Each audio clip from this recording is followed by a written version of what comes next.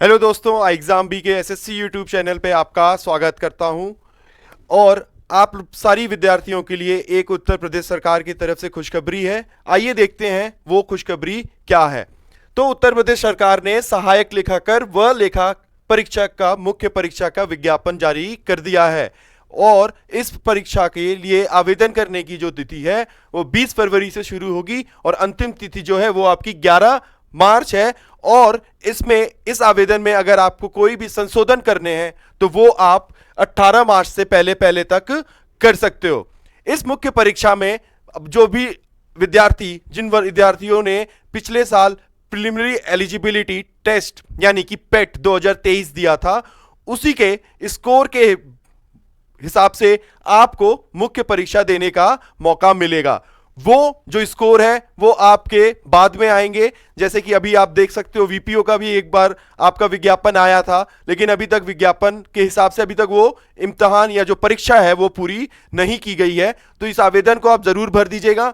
जो भी परीक्षा है उसके रिलेटेड जो भी आपका स्कोर कार्ड होगा पेट का, या जिस स्कोर पे आपको मुख्य परीक्षा देने को मिलेगी, वो UPSSC के वेबसाइट पे बाद में जारी कर दिया जाएगा। ठीक है।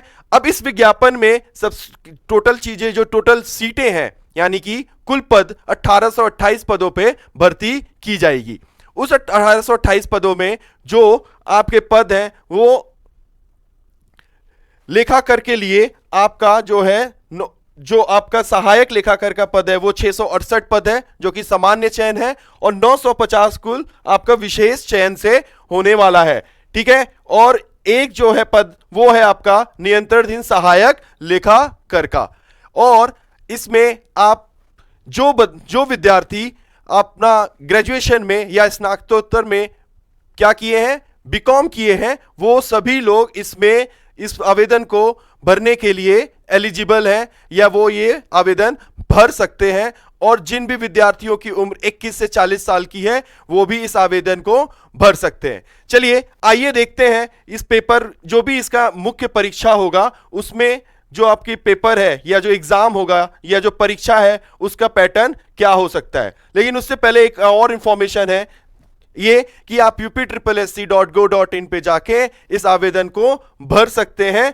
और जो भी इससे रिलेटेड आपकी इंफॉर्मेशन है, चाहे आपका रिजर्वेशन जो है, एज रिलैक्सेशन है, वो सब जो भी नियम आपके बाकी इम्तहानों में और बाकी परीक्षाओं में होते हैं वही नियम यहां भी लागू होने वाले हैं।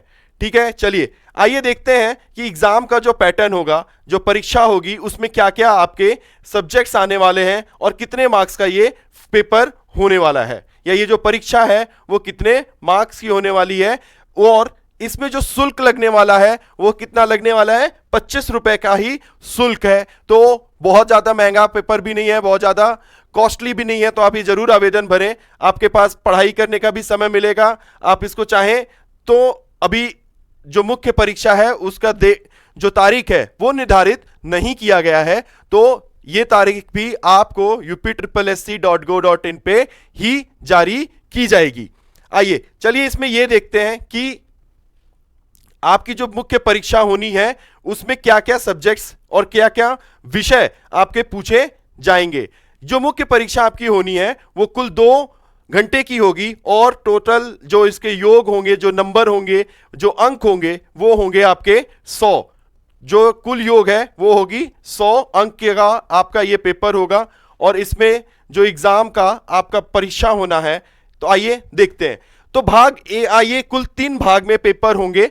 यह आपकी जो परीक्षा है वो कुल 3 भाग में होगी। तो भाग 1 में आपका होगा अंकक्षेत्र अंतिम खाता, जिससे कुल 10 प्रश्न पूछे जाएंगे और 10 अंकों का वो प्रश्न होंगे, यानी कि हर एक प्रश्न 1-1 अंक के होंगे आपके।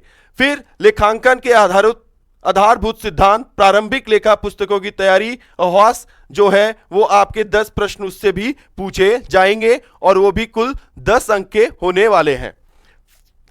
तीसरा जो है वो है आपका RTGS, ई बैंकिंग और बजट नियंत्रण में कंप्यूटर का प्रयोग। इससे कुल 10 प्रश्न और 10 अंक का पूछा जाएगा। और 5वां सेक्शन जो है वो आपका एडवांस अकाउंटेंसी है, उससे भी कुल 10 अंक के, यानी कि 10 प्रश्न और 10 अंक का परीक्षा में सवाल आएंगे।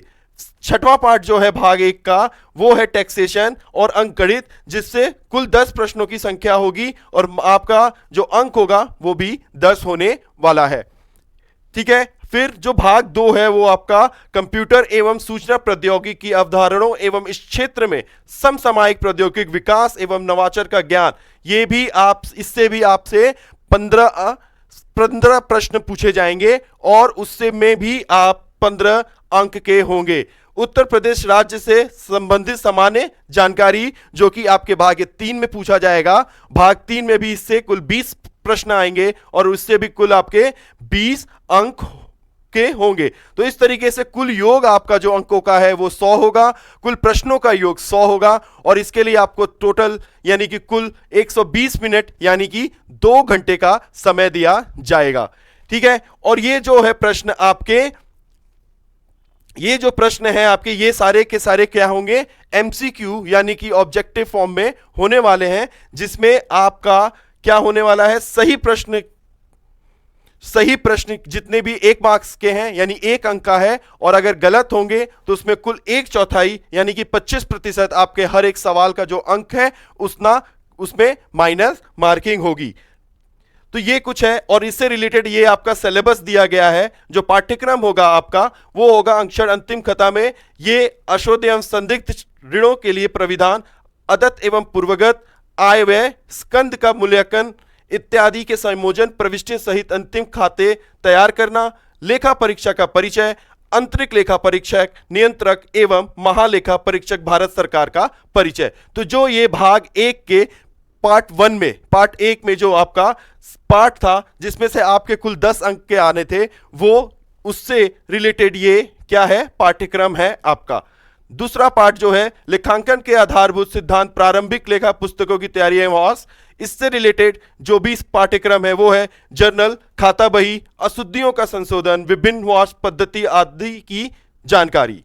जो आपका तीसरा पार्ट है वो है दोहरा लेखा प्रणाली, बैंक समाधान विवरण, वित्तीय नियमों के सामान्य जानकारी। तो इसमें जो आपका पाठ्यक्रम होगा वो होगा दोहरा लेखा प्रणाली, बैंक समाधान विवरण तैयार करने की जानकारी, सामान्य वित्तीय नियमों की जानकारी, भंडार क्रय नियमों की जानकारी। जो आपका चौथा पार्ट है उसमें होता है जो आरटीजीएस, ई बैंकिंग, बजट नियंत्रण में कंप्यूटर का प्रयोग। इसमें आपका आरटीजीएस से इंटरनेट बैंकिंग, बजट नियंत्रण में कंप्यूटर, आधुनिक इलेक्ट्रॉनिक एवं संचार तकनीक के प्रयोग से संबंधित जानकारी। तो इनसे भी कुल आपके 10 प्रश्न आएंगे। फिर एडवांस अकाउंटेंसी की अगर हम बात करें तो उसका पाठ्यक्रम होगा किराया क्रय एवं किस्त भुगतान पद्धति, शाखा एवं विभागीय खाते, दिवालिया खाते, अधिकार शुल्क, बीमा दावों की गणना आदि से संबंधित जानकारी। और अगर हम टैक्सेशन और अंकगणित की बात करें तो उसमें आयकर, जीएसटी संबंधित जानकारी, अंकगणित से संबंधित प्रश्न आपसे पूछे जाएंगे। तो ये कुछ भाग 1 का आपका पाठ्यक्रम था। आइए भाग 2 का भी पाठ्यक्रम देख लेते हैं। तो इसमें कंप्यूटर एवं सूचना प्रौद्योगिकी के अवधारण एवं इस क्षेत्र में समसामयिक प्रौद्योगिकी विकास एवं नवाचार का ज्ञान।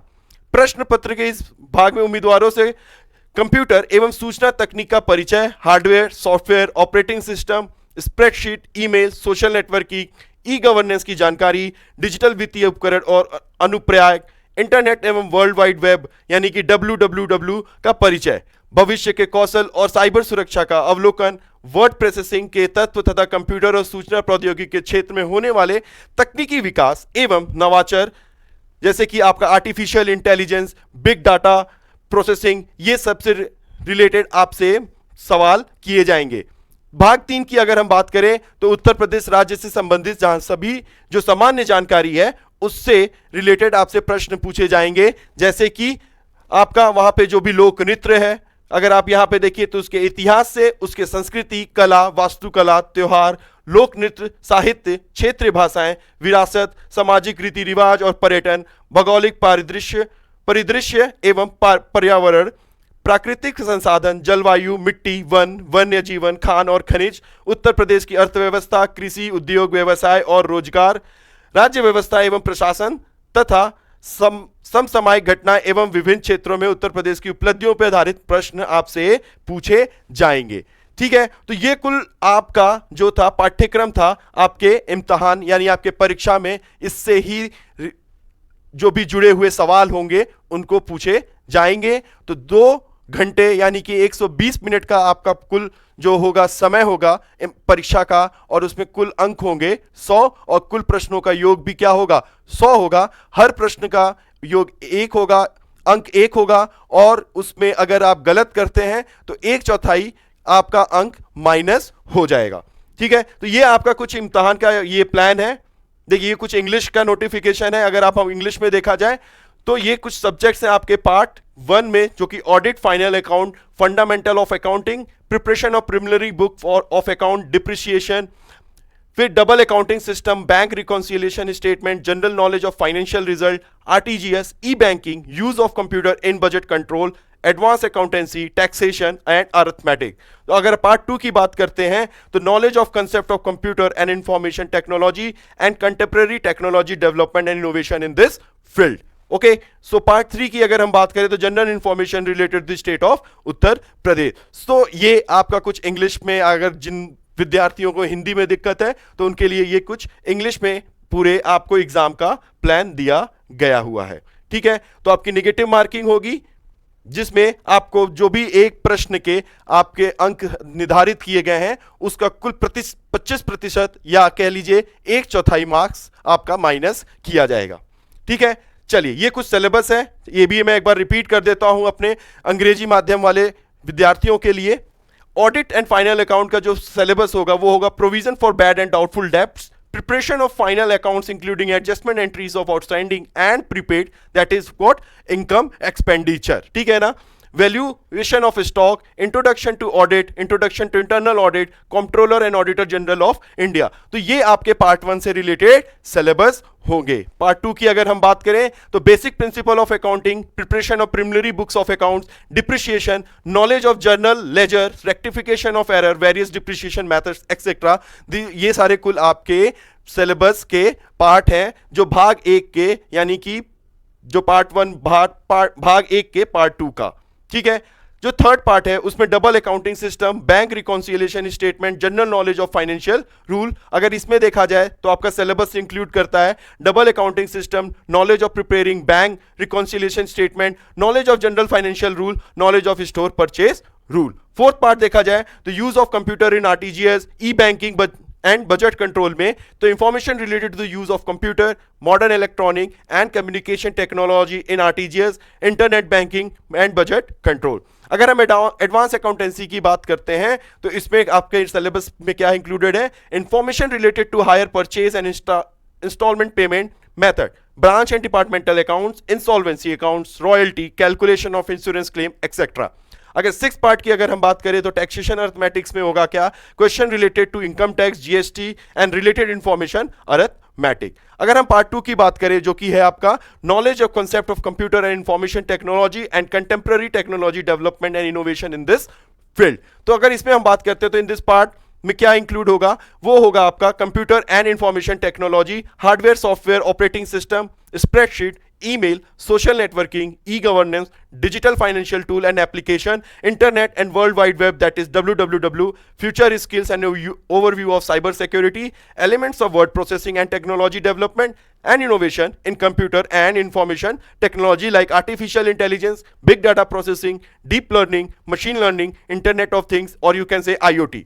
Based and question related to India's achievement in this field will be asked। अगर हम पार्ट 3 की बात करते हैं तो general information related to the state of Uttar Pradesh. In this part of the question paper आपसे क्या पूछा जा सकता है, history of Uttar Pradesh, culture, art, architecture, festival, folk dance, literature, regional languages, heritage, social customs and tourism, geographical landscape and environment, natural resources, climate. जो ये सारे part हैं, इससे आपके जो भी चीजें हैं वो उत्तर प्रदेश में इन सारे टॉपिक से रिलेटेड आपका सवाल पूछा जा सकता है, जो कि 100 कुल क्वेश्चन होंगे, कुल 100 अंक होंगे और 2 घंटे का पेपर है। तो सबसे बड़ी बात है कि उत्तर प्रदेश सरकार की तरफ से हम सारे विद्यार्थियों के लिए 1828 पदों की नियुक्ति की जा रही है, जो कि एक भारी नंबर की क्या है, कुल पदों की संख्या है।